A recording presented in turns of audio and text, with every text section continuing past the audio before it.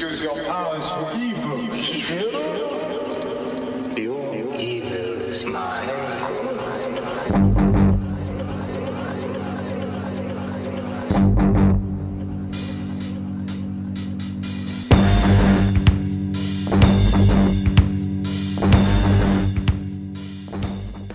Hello, everybody, and welcome once again to Next Stop Everywhere, the Doctor Who podcast. I'm Charles Skaggs. Here we are once again with my partner in time and my partner in crime, Jesse Jackson. Hello, Charles, and I tell you what, I am really excited to talk about this one. It's a modern era, but it's a modern era classic Doctor Who episode. Yeah, we've spent a lot of time in the past lately, so I thought it was time to kind of jump forward, give the new Who fans something to latch on to once again, and since we're kind of like we have a couple of big episodes coming up in the pipeline, so I didn't want to get into anything really like lengthy. So I thought this would make a great filler, not really a filler episode, but it just kind of like, help ease the gap until our next big episode. Yeah, and I also think that there's a lot to talk about here. There is, and also I'm really looking forward to talking to you because, this was the beginning of a new era in a lot of different ways. And so I want to kind of talk to you from a perspective, as we are discussion, as a classic Who fan, and kind of go from there. That sounds great. Sounds good. Great. So what we're talking about today, of course, is the 11th Hour. Matt Smith's first episode as the 11th Doctor from 2010. Hard to believe it's been 6 years already since this episode. Time keeps flying by, doesn't it? And this was also the first episode from the Stephen Moffat era as showrunner. So a lot of new things. We've got a new Doctor, we've got a new companion, we've got a new theme, we've got a new showrunner, and a brand new era of Doctor Who. So I'm looking forward to talking to you about this. This is, of course, written by Stephen Moffat and directed by Adam Smith, and is the first episode from Series 5 in 2010. So, where were you when what was your mindset and what was your thoughts when because you've gone through changes of doctors a lot. And right. So what were your thinking as someone who's gone through this a lot? Share that, and then I'll share you my newbie perspective. As I take away the agenda, and we'll get back on, I promise. That's okay. Jesse just hijacks the agenda. It's okay. Fortunately, as you know, I'm pretty good at winging it. Yes, you are. At least I think I am. So my reaction as a fan, obviously, like you said, I've been through this before. No big deal for me. We've had Tennant for roughly for 4 years at this point. From Christmas 2005 until New Year's 2010, which I think was just a clever way of trying to say extend his period to 2010, just to kind of squeak it in under the wire. Right. But really, his period is over at 2009, as far as I'm concerned. And it's been 4 years. Tennant had a really good run. I'm sure we would have liked to have seen him gone on longer, but I think the show kind of needed a nice, I want to say a reboot, but just a nice refreshing. And sometimes these regenerations come along at just the right time.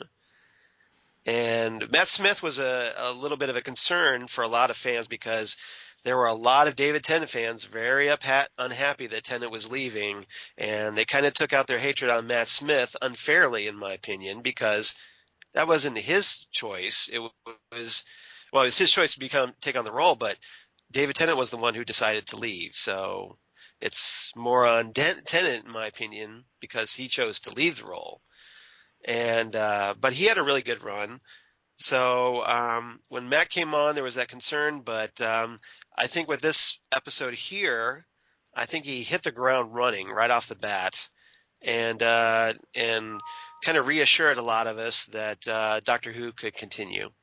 So that's my perspective. Well, what's your perspective? Yeah, so as everyone knows, I had joined Doctor Who late, actually in 2010, December, I guess 2009, somewhere along that, and I started from the Eccleston era and was, mainlining just episode upon episode upon episode. And I DVR'd all the Tennant specials Hmm. that were his last season. Due to circumstances, he had commitments, and so they didn't get to do a full season, right? They did Right. just some Yeah, we didn't individual. really. Yeah, we really didn't get a proper final season. We just got a series of specials. Yeah, and so I remember at the time, the tuning into Sci-Fi TV board. I said, hey, should I go through everything before I watch Tennant's last appearance? And they said, yes, I think it would be nice. And so I was totally oblivious to the press about a new doctor. I mean, I understood kind of intellectually there was a new doctor, but I Hmm. had no, angst about it because I was still in the middle of just enjoying Tennant's run. Hmm. And so I will always have a special place in my heart because even though I watched Eccleston first, I feel like Tennant's my doctor. Understandably. And but Matt Smith was the first doctor that I got from the beginning. Hmm. And Capaldi was the first doctor where I enjoyed the whole journey. I'm like, ooh, who's going to do it? Who's going to step into the TARDIS? What are we going to do? Ooh, who is this guy? What kind of doctor is going to be? So I've kind of had a lot of joy. Um, Real quick yeah. aside. So, what was your first episode of Tennant's run that you started watching? Where did you jump on? No, I started with Eccleston and then went Oh, straight in a row. oh, okay. Yeah, So, all right, yeah. okay, But by the time I caught up, the DVDs had not been out yet with the right, specials, so I had to throw them when BBC America showed them, throw them on the DVR and kind of said, okay, I'm going to finish my DVD sets and then I'm going okay, to go to the movies. So all right. yeah, um, and then at the same time I was watching Torchwood, at the same time to kind of, get that feeling because and as everyone knows, I went to Torchwood first and then went to Doctor Who. Um, Also, Torchwood was your gateway. it was my gateway, yes. I loved Captain Jack so much. I went to friend of the podcast, Take a Drink, Ken Schaefer, and said, can you give me episodes of Doctor Who that have Captain Jack? And he said, yes, but it's just easier for me to give you all of them and you borrow my set and kind of watch because if you just try to pick just that episode, I don't know if you'll enjoy it as much. And I think that was his undercover way of making me, you know, It was of, trying to get you hooked on Doctor Who. yes, he was. And you had done that for years. Hmm. So I give a lot of credit / blame to both of you as getting this obsession. Blame? What kind of blame should we get? We got to on Doctor Who. How is that a Exactly. bad thing? Yeah. I And think we should so, get all the credit in the world. yeah. And so I love this episode, and then I'm going to name drop um, where I was at Dragon Con, and I was standing in a hallway, and I was sitting there, and I was hearing this lady dressed up in Stargate, and she was talking to an actor, just another guy, about Doctor Who. And he was going on and on and on about why Doctor Who is so much better than, Stargate or Star Trek. It just is really the greatest thing. And he's going on and on and on. And I'm like, oh, wow, this is really great. Oh, my God, this is Mark Shepard. Crowley himself. Yes. is Or as we know him, Kenton Everett Yes. Delaware the third. Yeah, so he's sitting there, and he was preaching to her in a fun way about the beauty of Doctor Who. And he said, Matt Smith is my doctor, and I will tell you, you don't have to go back to the classic. You don't have to go to Eccleston. The 11th Hour is a perfect jumping on point for Doctor Who. And you will get everything you need, and you'll go back and enjoy that later. But he says, I believe Matt Smith and this introduction episode is as good a jumping on point that's ever been made in Doctor Who. I totally agree with that. And so that's a great segue into our episode. Yes. So I'll just leave that there. Thank you for sharing that, by the way. And great name drop. Yes, thank you. I so wanted to take, I did not break it. I didn't say, hey, can I have your photo? And I later stood in line to actually get his autograph and to talk to him about it, and it was too late. And so sometimes it's okay you don't have a photo or anything to remember. You just have the memory. Exactly. And I got to tell him, and then I'll let you go. I said, and you got to say both lines. You got to say, it's bigger on the inside, and Doctor Who. And he goes, yes, I did. I was so excited. So I had that moment. All right, so continue on, sir. So with Mark Sheppard as a guest star in Doctor Who, that's a great segue to other guest stars on Doctor Who. Yes. That I'd like to talk about. Just a few this time, but some notable ones, or at least one really notable one. One of the guest cast on the 11th Hour I want to talk about is Olivia Colman, who plays the mother, which was if you remember, Prisoner Zero takes on the form of a mother with a daughter. Yes. And Olivia Colman, obviously, if you're a David Tennant fan, you should recognize Olivia Colman as Ellie Miller on Broadchurch. His David Tennant's partner on Broadchurch. And if you're a Hot Fuzz fan, as I am, you'd recognize her as Doris in that movie, which is a Simon Pegg movie, which is hilarious. She's the one that goes, murder, if you've ever seen the movie. And she was also in the Five-ish Doctors reboot. Yes, she was, which is one of my favorite episodes of Doctor Who of all time. And one of these days, we're going to have to cover that. Yes, we will. But there was also a gentleman named Arthur Cox who played Mr. Henderson. He was the guy, I believe, that Amy kind of she takes the doctor. This old gentleman gets out of his car, and Amy grabs the doctor by his tie and jams his tie into the car door, so he's kind of trapped there. And the old man says, "Well, I'm going to need my car." Yes. And he was actually in a Patrick Troughton story called The Dominators. He played Cully. So I thought that was cool.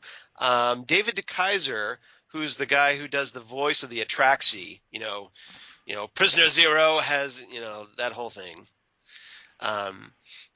He was in On Her Majesty's Secret Service and Diamonds Are Forever. Nice. So we have another Doctor Who James Bond connection.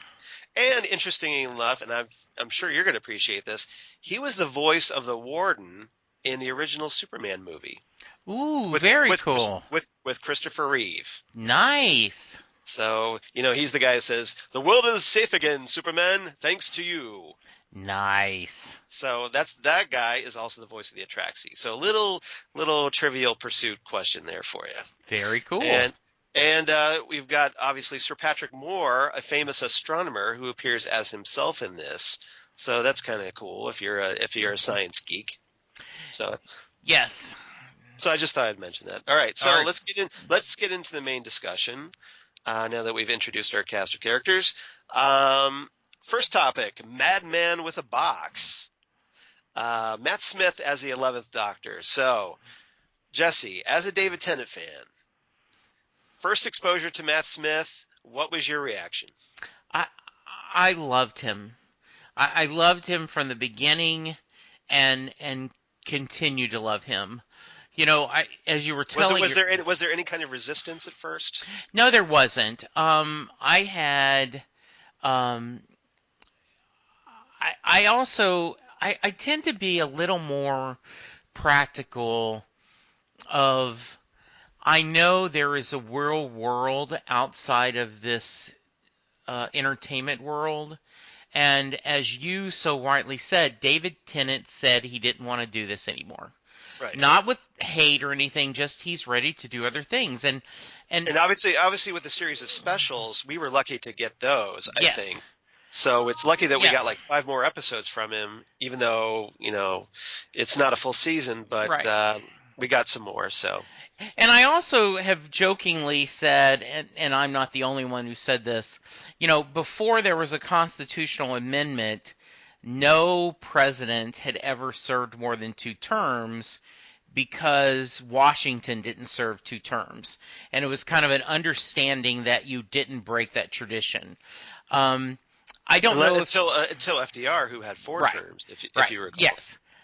Um, so I think in a lot of ways, whether it's unofficial or official or just circumstances, no one wants to break Tom Baker's record. Because he is, in a lot of people, the Doctor.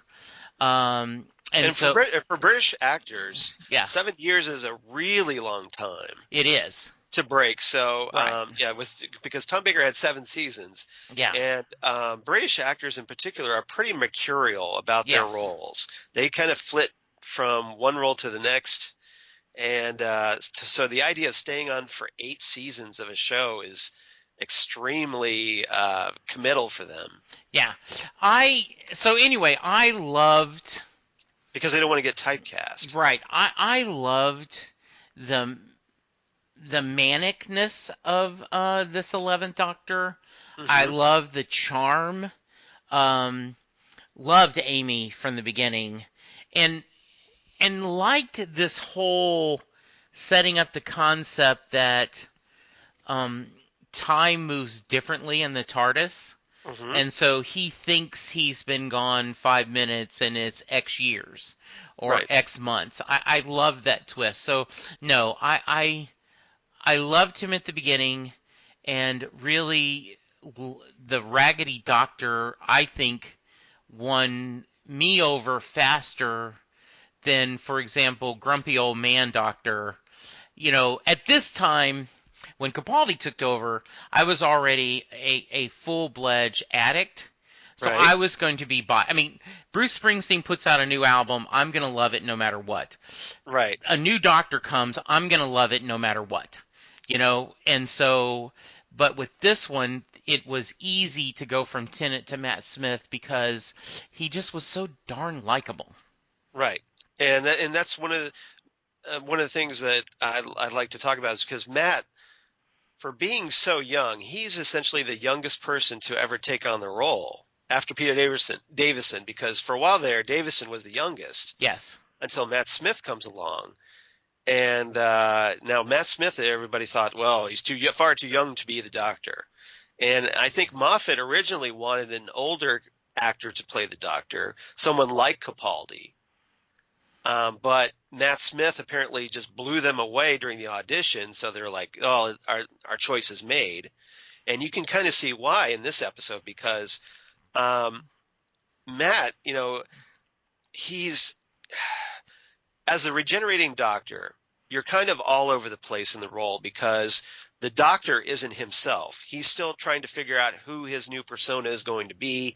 He hasn't settled into his new persona, so the audience still hasn't settled into, okay, who's this guy? Am I going to like him?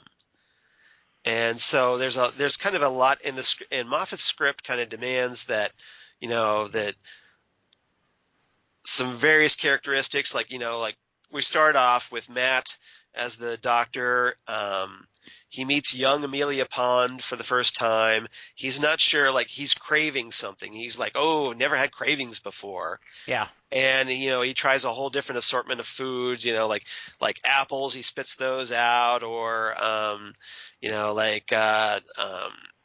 bread and butter, he flings that across the thing, or beans, it's just Yeah. like bad beans, until he finally decides, okay, fish fingers and custard, that's what I want. Yeah, one of my favorite lines is "You're Scottish, fry something," and they do Right. British bacon, which is just great. Yeah. Yes. But so Matt's kind of like, you see that where he's like, okay, now I've got this, now I'm kind of settled down from that earlier mania. Yes. And so he gradually kind of figures things out. And then of course there's a great sequence there toward the end where he decides, okay, enough of the Raggedy Man, time to put on a show, and he starts swiping a bunch of clothes from the hospital to go out to confront the Atraxi. And there's a great sequence where, like, he isn't shown in his final form yet. Right. Like, he has a bunch of ties on, and he hasn't quite got his jacket on yet. So he doesn't quite look his final incarnation. So he's kind of like, or what his final look. And so he's kind of like talking and talking and talking. And then he hands Amy ties. And then there's that little special effect where we kind of see the previous doctors. And then Matt steps into view, like he's stepping into the spotlight, fully regaled as the Doctor. Like, okay, here I am, the 11th Doctor. I'm just like the guys you knew before. So, and I think that was the kind of the moment that seals the deal. I was gonna ask you that because the first time I watched this, I don't know if I really caught that. I mean, I kind of acknowledged it, but there's too much else going on. The symbolism. Yes, and then once it's pointed out to me, as I'm watching the episode this for the third or fourth time minimum, for this discussion, I'm looking at that and going, how genius is this? Mm-hmm. How genius is this saying this is, the same guy. Yeah. God, long live, God rest the king, long live the king. Right. And just this is, and his charm, and he comes out in that bow tie and that tie, that jacket, and he with that loving kind of cheerful face, and all of a sudden he's not manic, he's just calmly, I'm the Doctor, basically run. Right. And you're just like, all authoritative. Yeah. You're doing a hand pump, and this is just, it's just amazing. And if I'm gushing like a fanboy, it's because I am. Well, it is a big fanboy moment, and how great was it, of course, to see the previous Doctors worked into that episode. Which was cool. So I'm just like that was a great moment as far as I'm concerned. But Matt just, I mean, he's just a natural at the role. 1 minute, and it's to Matt's credit, 1 minute he can just be this manic doctor like David Tennant was, but there's a vulnerability about him. Yes. And I think he actually, I'm sure this will be a big controversy, but I think he actually portrays that vulnerability better than David does. Because he has these sad puppy dog eyes. Absolutely. He can project. And if you say Davison's your Doctor, I'm not going to argue with you. If you say Eccleston's your Doctor, I'm not going to argue with you. What I will argue with you is if you say that any person who's done the role has not been a good Doctor. Because I believe that we have been blessed by a wonderful set of actors playing this role. And I think it's a mutual, the role helps make it great, and the actor helps make the role great. So it is a symbiotic relationship.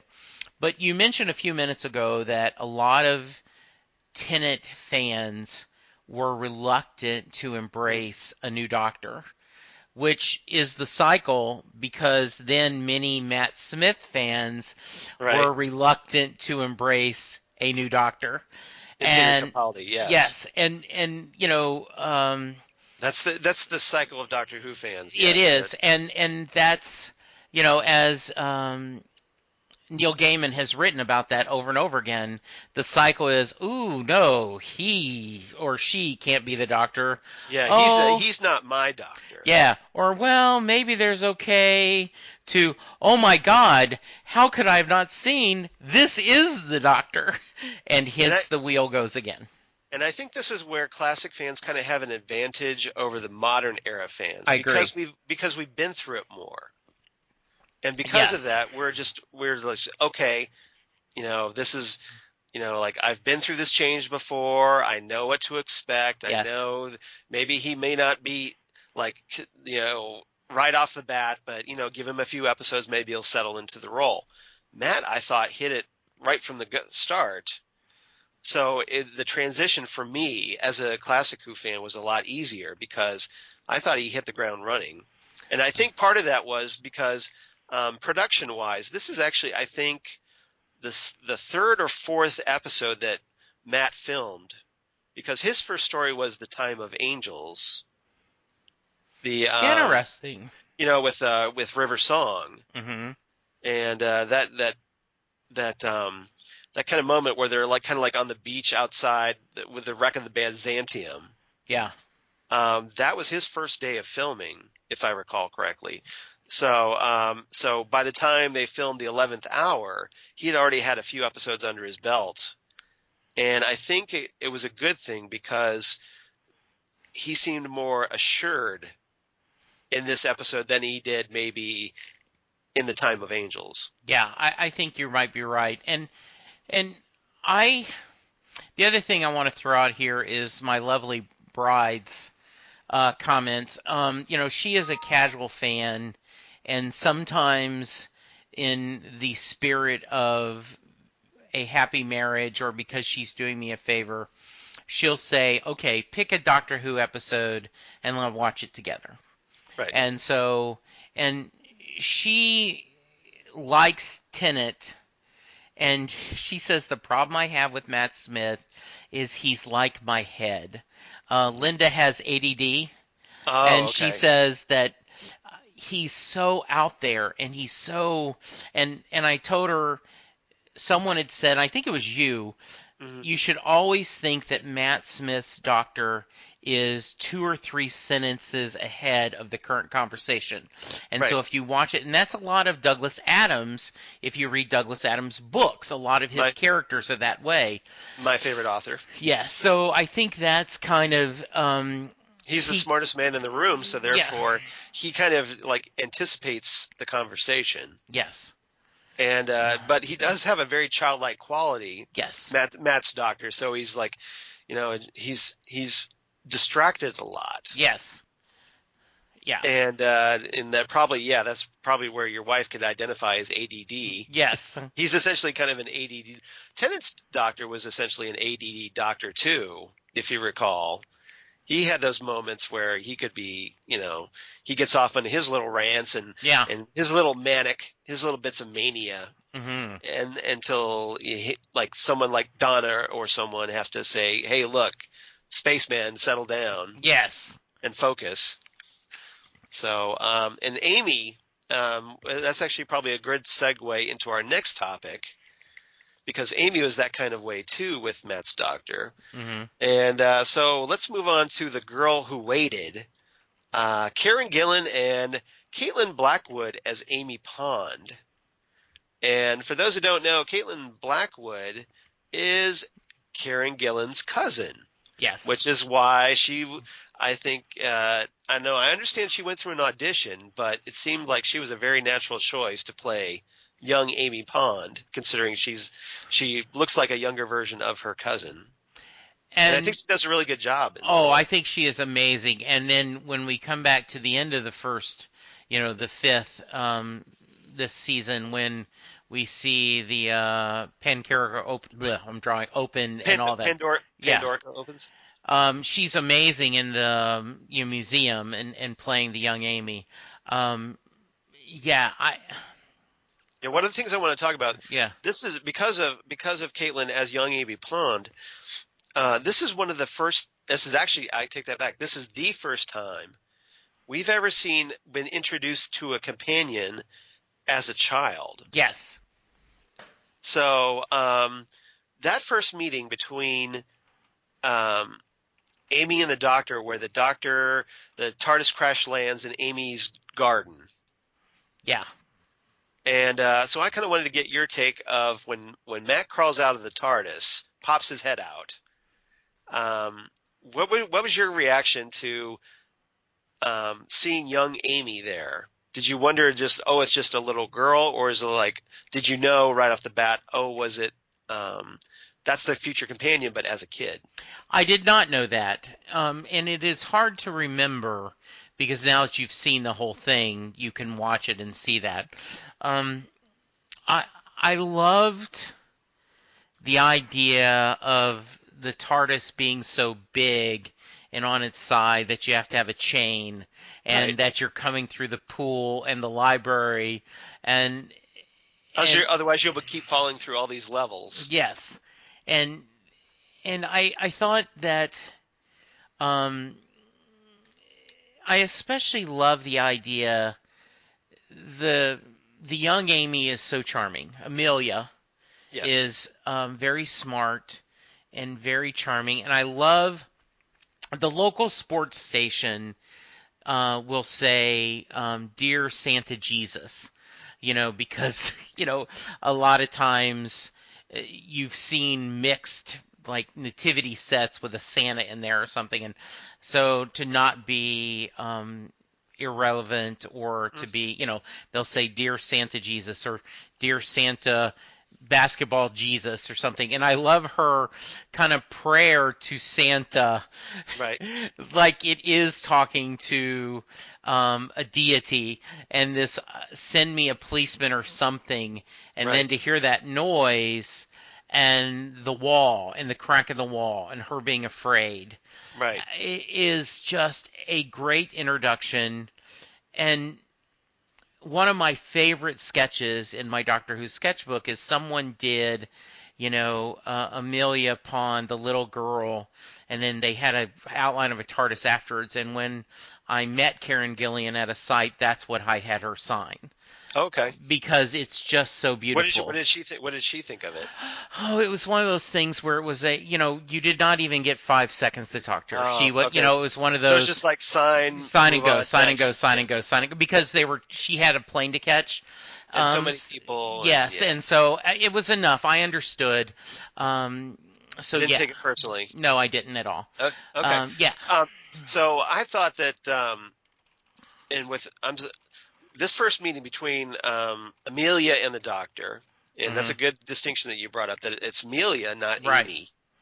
The Doctor meets her, and you can see Stephen Moffat's love of fairy tales Yes. in this, because it is a very fairy tale type setting where you have a little girl who gets this magical stranger shows up in her garden one night and takes care of this nasty crack into her wall, which turns out to be something more. And so, and there's obviously heavy fairy tale references. Even the Doctor mentions that, Amelia's name is like something out of a fairy tale. And Charles, so, not to yeah. interrupt you, but I will. My first note is the first thing that comes to mind after the credits is the wonderful score. It sounds like a fairy tale music. Murray Gold's music is exquisite in this episode. Yes. It's magical. It's everything you could want. Yes.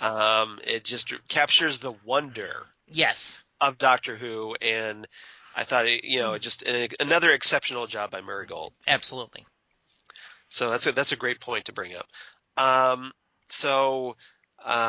Obviously we get the Doctor ends up having to leave young Amelia, goes away, like you said, thinks it's 5 minutes. For him, it is really 5 minutes. But unfortunately, when the TARDIS returns, it's not the same year. Yes. It's farther into the future where Amy is now an adult woman. And they have this they're reintroduced to one another where Amy presumes that the Doctor is an intruder in her house. She knocks him out with a cricket bat, which I thought was kind of ironic because it's like, well, is that a Davison nod or what? Yeah. With his cricket doctor. And he's handcuffed to a radiator, and the Doctor, she pretends to be a member of the police, but she's not quite dressed like a traditional policewoman, where she has a very short shorts on with long stockings and looks a bit bit sexier than you would normally expect one of the traditional police to appear. And Charles, let me send my thank you prayer To to Stephen Moffat. to Santa Doctor Who for all the cosplay we have gotten with Amy as the policeman, because yowza, that is a great image. It is a great cosplay.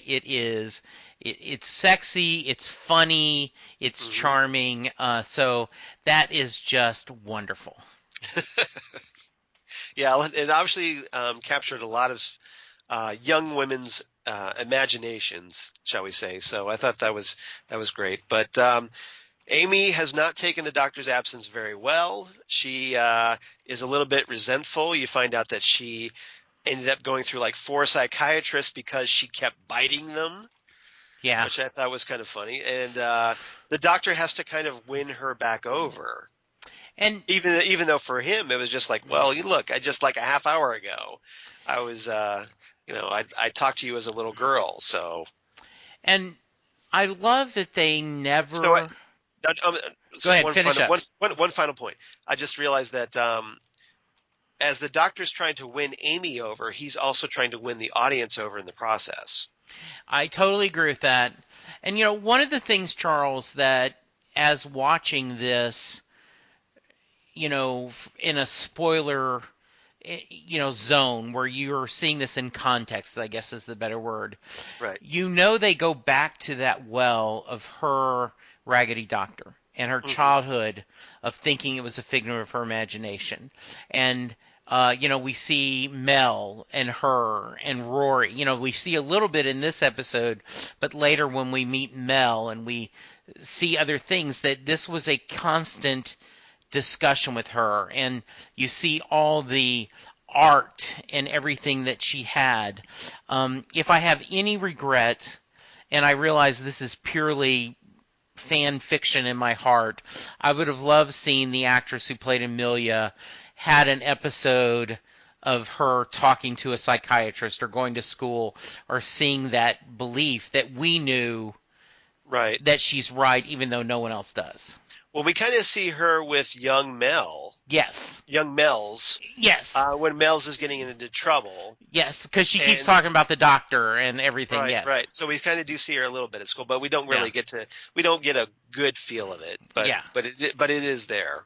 So I mean, you would like to see that full history, but we're from the perspective, the linear perspective that we're going through, because actually, if you think about it, time-wise, Mel's doesn't exist yet. Exactly. She hasn't been created. She hasn't been born. Right. Because Amy and Rory haven't married and had babies with time heads in the TARDIS. Mm-hmm. So, and speaking of Rory, we also actually get introduced to Arthur Darvill in this story. He's more of just a supporting character. I don't think he was intended to be an official companion at this point. And from what I've read, I think they thought he was funny. So I think they decided to add him as a full-fledged companion. He is so good. And the way he plays your doctor, I mean, and this whole stunned and this, he's my friend, and him kind of, what, and, Rory is such a lovable character. And so it is great to see him. And, this episode, as you watch it, and you are going to talk about this in a little bit, does a lot of heavy lifting, but almost seamlessly. I mean, as you talked about, we're setting up a new doctor, we're setting up a new companion, we're setting up the rules, we're setting up what kind of doctor he is. Why does Amy want to travel with him? The crack in the wall, the whole everything, in just a wonderful, well-rounded episode. I agree, and that's a great segue into our next topic. So kudos to you for doing it. You did. I thought you did an excellent job. Our final topic, Mad Moff with a box. And so this is the Stephen Moffat era begins. And what I wanted to talk about is as you said, Stephen, there's a lot of groundwork that is starting to be laid already in this episode with the cracks in the universe and whatnot. We don't get payoffs for several episodes, sometimes even years on a lot of Absolutely. this, but it's there, and it's kind of left up to the audience to kind of stitch it together in their head about how it all works. Because I think Moffat sometimes, because he loves to create these complex long-running arcs that it's kind of hard for a lot of the audience to kind of appreciate, because they kind of have to you really have to kind of work a little bit. It's challenging, and I don't mind. I like that Doctor Who doesn't just pander to you. I like that you have to kind of step your game up a little, and I'm okay with that. But I think it also left some audience members in the dust, because they kind of like would appreciate something a little simpler that's kind of laid out more traditionally. Yes. So we got the introduction of the cracks in the universe, which of course we get more of that. Find out that those cracks in the universe are actually the resulting from the TARDIS exploding in the Pandorica Opens, which kind of affect a lot of time and space, and it's kind of that long running mystery. So the question about that is, well, okay, does the Doctor create those cracks, or do the cracks create the Doctor? It's kind of almost like a chicken and the egg argument, isn't it? Or a bootstrap paradox. Paradox. Ooh, see what you did there. Yes, indeed. Very nice. Very Yes. nice. Yeah, we all know that Moffat loves his bootstrap paradox. Yes, he does. But we also had Prisoner Zero, Yes. kind of like teasing the rest of the season, Yes. where he hisses like the Pandorica will open and silence will fall. And what a great villain. Just another mystery with the silence. And what a great villain, creating the characters, and I get the mouth wrong. That's such wonderful joy in that. It's something you hadn't seen before. No, we had not. Yeah, so I think it was a very innovative, and Moffat does like to be very innovative in his storytelling, as we've found out over the years. Sometimes to his detriment, but when it does work, it's incredible. Did you get a kick out of seeing the Doctor grab clothes from a hospital? I did. Being as a classic fan. Well, it's happened a couple times before. Yes, it as has. We know. So it's kind of a Doctor tradition. It is. So I I smiled thought at that nice. This time. Yes. And that's Moffat, because obviously Moffat's a big Doctor Who fanboy. Absolutely. So he's aware of these elements and incorporates them in his storytelling, which is a great nod to longtime fans like myself. So that was great. Absolutely. We got a new TARDIS interior in this episode. Yes. The orange TARDIS, as I like to call it, or is more of a bronze, but yeah, it's that the Doctor's kind of he has that first look and into this new TARDIS, and he's just like, oh, hello, sexy, and yes. and is just kind of taken away by the how amazing it looks. Yeah, and it does look pretty impressive at first. It does, and So were you thrown as a new viewer, a new Who fan, after seeing that you're established the grungy TARDIS interior, the grunge phase? Yeah. What was your take on the new TARDIS interior that shift into that? It didn't bother me at all. I kind of got the feeling that they wanted a new shiny set, and to kind of give the difference. I didn't understand it, and looking back, I go, you changed the desktop theme, each time in the TARDIS, so I got a kick out of that. I did want to just throw out there on my soapbox a little bit that fans like what they like till they get tired of it, and then they want something new, and then they want something old, and they Right. have this cycle, and and I think that no era of Doctor Who is perfect, but I think we have been blessed in this modern era to have Russell T Davies and Stephen Moffat giving us these Who stories. I think both of them are good storytellers. I think both of them love the source material, and both of them are making the best Who that they can. Right. And I'm a little sometimes frustrated with my fellow fandom that As am I. as they only focus on the flaws or what they didn't like versus embracing. Look at what I mean. Yeah, look, we wouldn't have gotten this episode if it wasn't for Stephen Moffat's era. Right. And this is a classic modern era story. It is, and think of all the others, like, the Doctor's Wife we wouldn't have gotten. Yeah. The Girl Who Waited, which is an excellent episode. Oh, absolutely. Just all like in the Peter Capaldi era where I'm blanking where he gives the great speech with the two. Well, I was thinking in this past season where Capaldi has that solo episode. Yes, absolutely. Episode 12, yeah. Yeah. And that was amazing. And we wouldn't have gotten that if so I understand there's problems with Stephen Moffat's era. I totally get that. But why do we focus so much on the negative and we don't focus on the positive? And if I can continue to be on the soapbox with you. And that's not to override the negative. No, not at all. I mean, but I think we should give equal time to it, don't you? Yes, and you remember when there was no new Who. Right. And that you had to find your stories wherever you could find them. And we are now at an era where the Doctor has the cover of Entertainment Weekly. That mainstream media in the United States cover Doctor Who.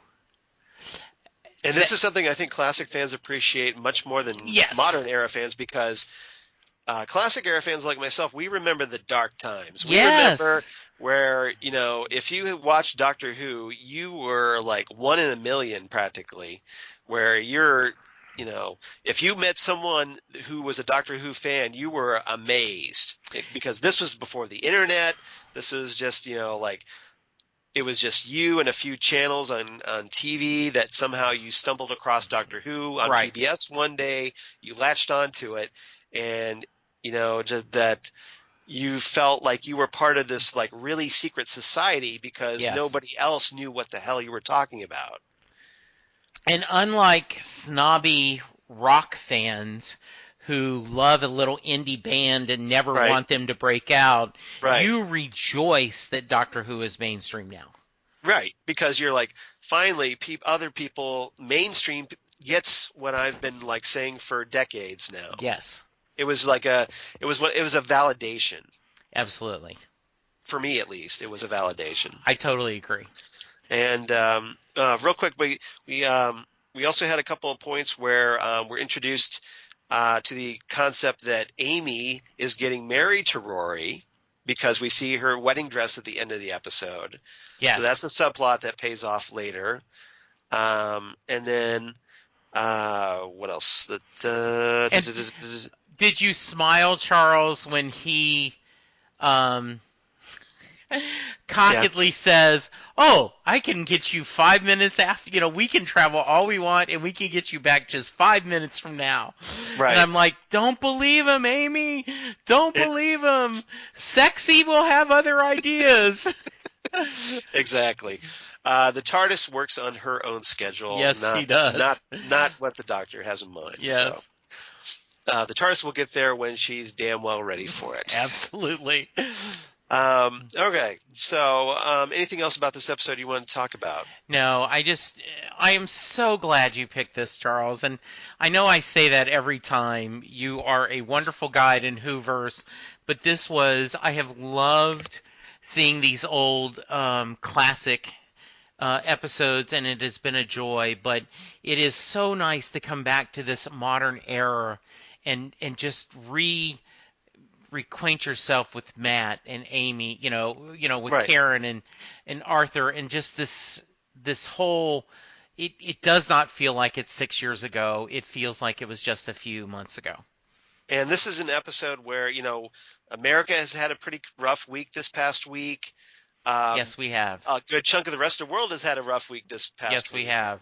So this episode, I think, is a great episode. If you're feeling down, it's one that's going to lift you right up.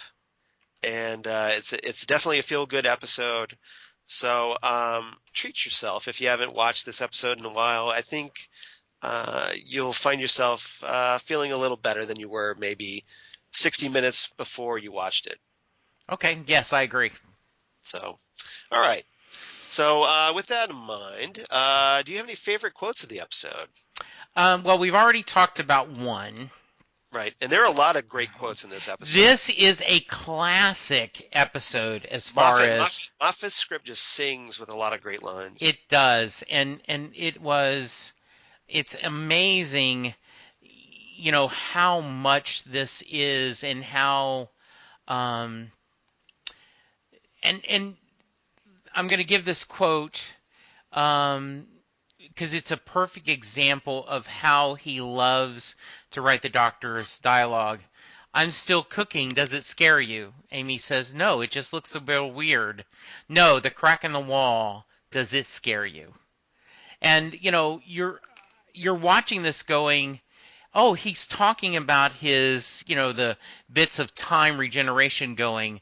But no, he's remembering this conversation and coming back. And that is so very much Douglas Adams and classic Who. Right. So that is a great moment for me. Yeah, you get the impression that Moffat read a lot of Douglas Adams. Yes. That I'm still cooking line just reeks of Douglas Adams. Yes. That brilliance. Yes. And that's a great line. That's one of my favorites I had Okay. here. I had where you've got Amy Pond, I'm sorry, is older Amy Pond. She goes, "You're to the Doctor. You're worse than my aunt." And the Doctor responds, "I'm the Doctor. I'm worse than everybody's aunt." And that is not how I'm introducing myself. Yes, I wrote that. That was one of my lines. I did not write it down, but the whole "I'm the man." I'm never going to say that again. Yep. Okay, that's great. That was a good one. There's an exchange between the Doctor and the Atraxi where the Atraxi says, "You are not of this world," and the Doctor responds, "No, but I've put a lot of work into it." Yes. And then I love this when he's talking to the internet and all this meeting of the minds. Yeah, I know. You should switch me off. But before you do, watch this. Fermat's theorem, the proof, and I mean the real one, never been seen before. Poor old Fermat got killed in a duel before he could write it down. My fault. I slept in. Oh, and here's an oldie but a goodie. Why electrons have mass. And a personal favorite of mine, faster than light travel with 2 diagrams and a joke. That was great. I love that. That was a great and perfect delivery by Matt. Oh yes, absolutely. In that. Next one I have is this exchange. Well, it's basically an expanded version of a line that we referenced earlier in this episode, where the Doctor tells the Atraxi, "You're not the first to have come here. Oh, there have been so many. And then what you've got to ask is, what happened to them? Hello, I'm the Doctor. Basically, run." Yes. That's the full version. Yes, that is wonderful. And then, of course, if there is one classic line in this episode, is Amy saying, "I started to think you were just like a madman with a box." And the Doctor says, "Amy Pond, there's something you better understand about me, because it's important. And one day your life may depend on it. I am definitely a madman with a box." Great line. Great line. And it's not often you get a line that almost totally explains the whole series. Yeah. But actually, I have one more quote Okay, that I go think for it. sums it up better. Okay. This is my last quote of the episode. This quote, I think, sums up Doctor Who so perfectly. And it's one of my favorite all-time quotes, and it's kind of one that I have on my Facebook page Yes. and whatnot, because I just love this quote, where the Doctor tells Amy, "So, all of time and space, everything that ever happened or ever will, where do you want to start?" Wonderful. That's Doctor Who to me. That is, I totally agree. Well done, sir. Well done. Good. That sums up Doctor Who so perfectly. Yes. And captures the magic, as far as I'm concerned.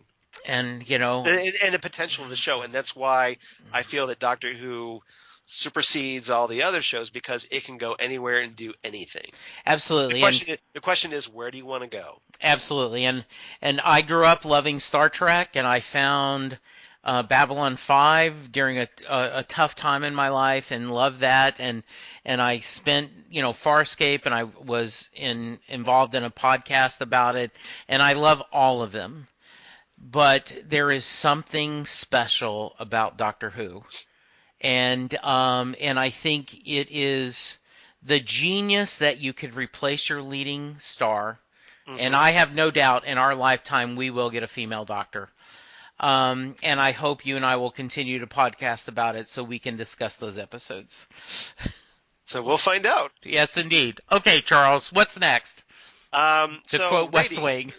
Yeah, so your rating for this episode, what was your rating? Do you want to go first? Do you want me to? I'll go first this time. My rating for this episode, 9 out of 10 fish fingers and custard.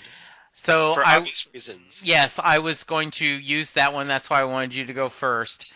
I would give this 10 out of 10 Mad Men in a box. I don't know if there could be a more perfect episode. And I acknowledge that 10 should be given out very rarely, but this is so special and so inclusive and is just amazing. And I think part of probably it only deserves a 9, but the next number is just out of affection and love for what this means to me. That's perfectly okay. Good. I totally get that. Yeah. So, and yes, it's a great gateway episode. So if you want to get somebody hooked on Doctor Who, give this a spin. Absolutely. See what they think. Yes. All right. So, time for the Reverse the Polarity segment. Yes. And you might be able to guess one of the episodes I'm going to discuss. So we're going to go back to 1970, Season 7 of Doctor Who, the episode Spearhead from Space. Yes. Written by Robert Holmes.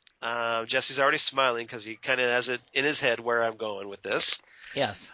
So here we are, 1970, a brand new era of Doctor Who. We have a new Doctor. We have Doctor Who in color. And we have the Doctor in a new setting on Earth in exile following the Time Lord's forced regeneration of him. So a lot of new stuff going on. We've got new characters with Unit, new companion. Hey everyone, Rob. Sound familiar? I think so. Absolutely. So we've got the TARDIS landing on Earth, and the newly regenerated Third Doctor is brought to Ashbridge Cottage Hospital, a hospital which looks a little bit like the hospital we see in 11th Hour, just a little bit, at least the exterior, where his unusual anatomy, 2 hearts, seems to puzzle the doctors there, surprise. So after stealing a new set of clothes from the hospital, that sounds a little familiar. Yeah, doesn't that sound a little familiar? The Doctor discovers that the TARDIS has been disabled, so we have the TARDIS disabled, as it was in the 11th Hour. Yes. And so the Doctor assists the Brigadier and Liz Shaw of Unit in defending Earth from an alien threat. Yes. Just saying. This time it's the Nestine Consciousness and their plastic humanoid facsimiles, the Autons. And while the Doctor eventually struggles with a Nestine creature at the end of the episode, the story, Liz uses a machine built by the Doctor to shut the creature down, and all of the Autons die as well, in quotes. The Doctor agrees to join Unit in exchange for facilities to help repair the TARDIS, and Liz stays on as his assistant. And I So don't here we know. have new companion. And I don't know if you remember this, Charles, but if you go back in the Wayback Machine, if you go back to the TARDIS, way Right. back December 9th, 2014, you and I discussed this episode. Yes, we did. And it is one of the first classic Who episodes we discussed, and it became my love affair with this Doctor, right? Yes. So essentially, I feel the Spearhead from Space was the 11th hour of its day. For I obvious totally reasons. agree. Absolutely. Yes. Okay. Good. So next week, or well, next time on Next Stop Everywhere, I should Yes. say, we're going to cover a story you may be seeing some news about called The Power of the Daleks, which is a big story. Obviously, it's Patrick Troughton's first story as the Doctor. So kind of keeping that regeneration theme going a little bit. Yes.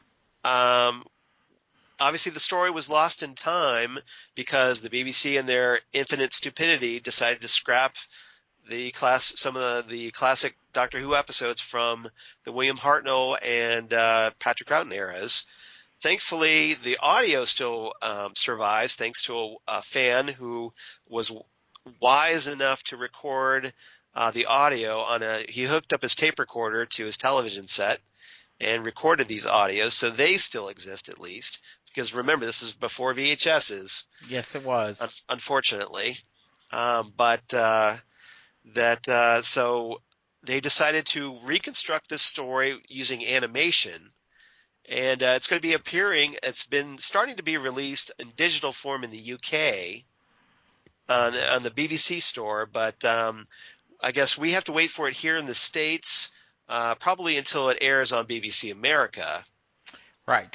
Unless you're like me, who has tickets to go see it, and I'm holding up my little ticket here. Yes. And to see it at AMC Theaters as part of the Fathom events.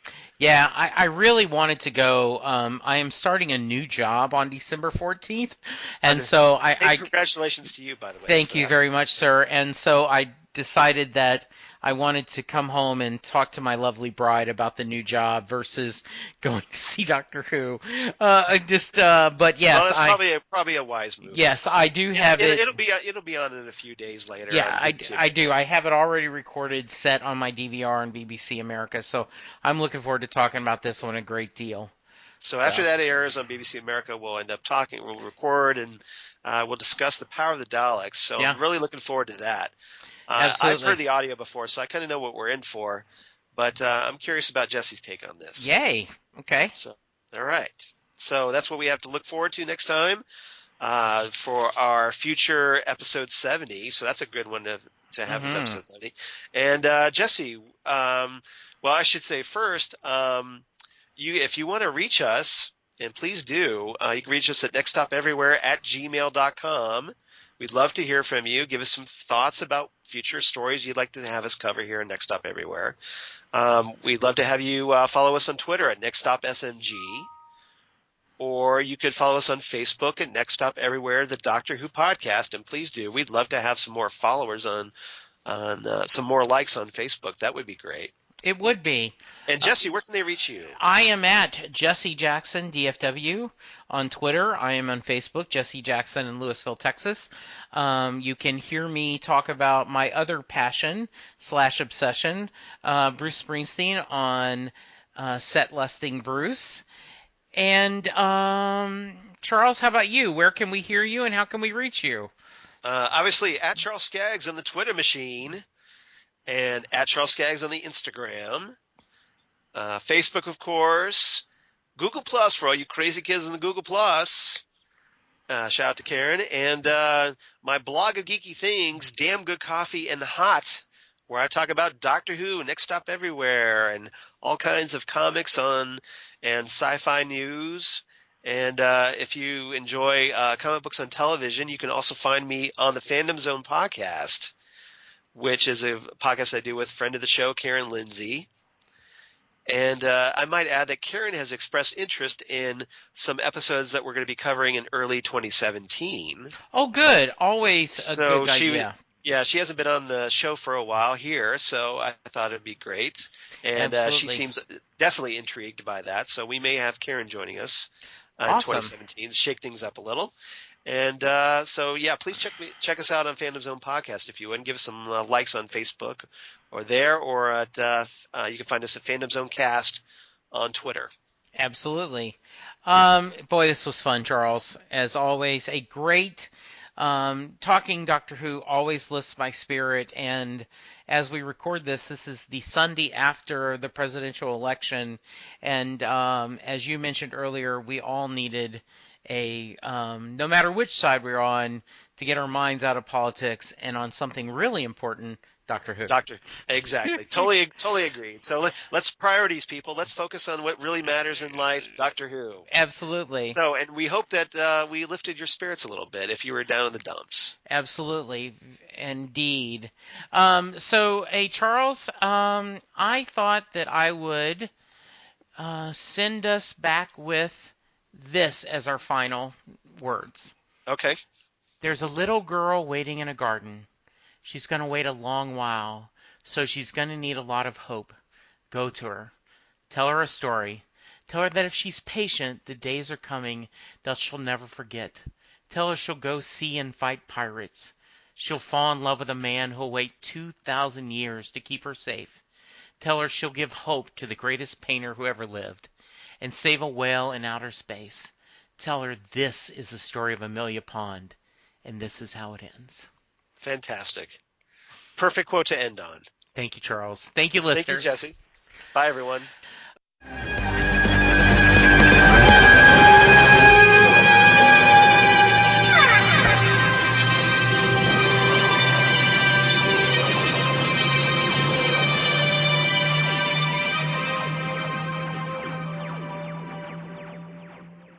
I got a little tear talking about that, you know?